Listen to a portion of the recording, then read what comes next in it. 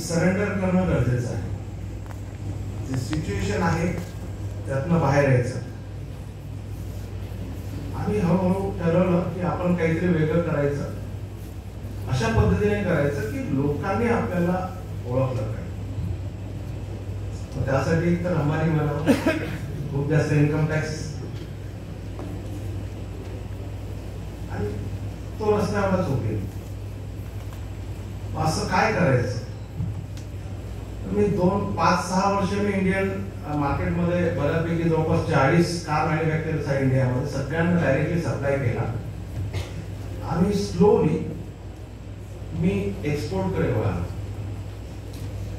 10-11 मध्ये मी I got first order from Malaysia. आणि हळूहळू एक कंट्रीला मी कव्हर करत गेलो. इच्छा होती वेगवेगळ्या देशांमध्ये सप्लाय करायची. जसं इथे भारतामध्ये टाटामध्ये जे रेप्युटेड ब्रँड्स आहेत, टाटा मोटर्स आहे, अशोक लेलँड आहे, मारुती आहे,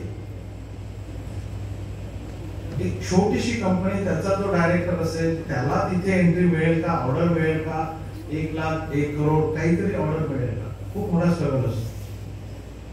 आणि तेही विशेष म्हणजे कुठलीही मदत नाही. आज आपल्याकडे हे एनजीओ होत आहेत, प्रत्येक कॉलेजमध्ये करतायत, प्रत्येक इन्स्टिट्यूट, प्रत्येक युनिव्हर्सिटीमध्ये. त्यावेळेस एवढं नव्हतं.